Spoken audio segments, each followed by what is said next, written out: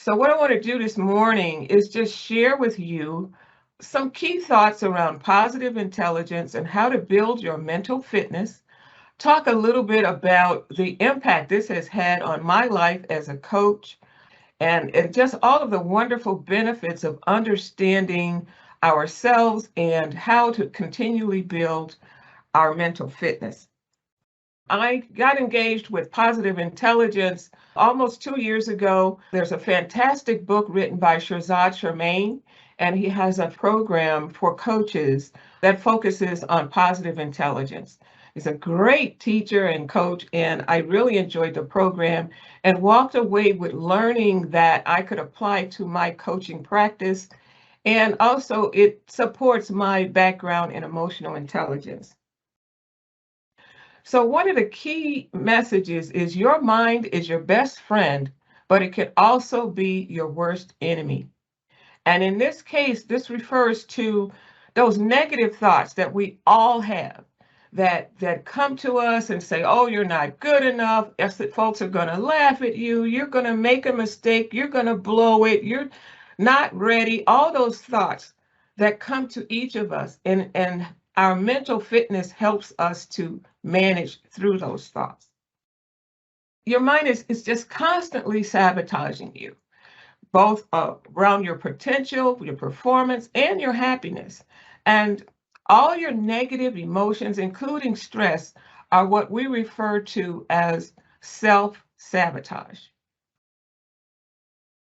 So in Shirzad's training, he talks about the research-based tools that strengthen the part of our brain that serves us and quiet the part of the brain that sabotages us. You learn how to handle life's challenges with a more positive mindset and less stress. And this is what we call mental fitness.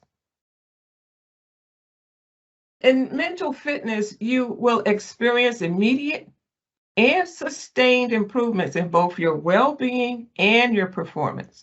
So it's a mindset that you can apply right away because you take control of yourself. And I love this because in emotional intelligence, we talk so much about self-awareness and self-management, and it marries nicely to this whole concept of positive intelligence because it's still focused on managing how you show up, recognizing when those negative or self-sabotaging thoughts show up, and deciding intentionally how you're going to manage them.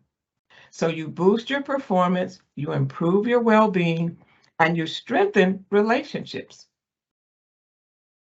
So during this conversation, these are some of the key words I'm going to be using. So I wanted to introduce you to the whole concept right up front. When I talk about saboteurs, there are 9 saboteurs plus one major saboteur that we all have. And the most active saboteur is our judge saboteur.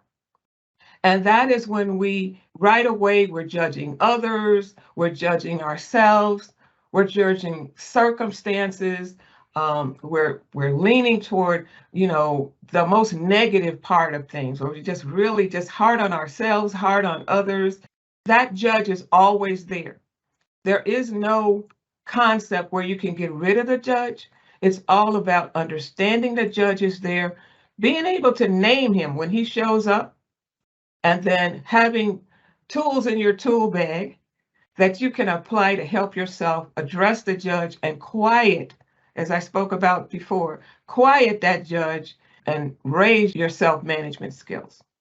Now, some of the accompanying saboteurs are the avoider, the controller, the hyperachiever, the hyper-rational, the hyper-vigilant, the pleaser, the restless saboteur, the victim saboteur, and the stickler saboteur. And in this real short call, I will touch on the traits of each one of those saboteurs so you can think about which one of those saboteurs show up for you. The rest of this slide here is speaking to strategies that we will use to weaken our saboteurs And then we're going to talk about strengthening the sage, and that's that positive side of your brain that helps you address those saboteurs and build those brain muscles. And that's why we talk about building your mental fitness.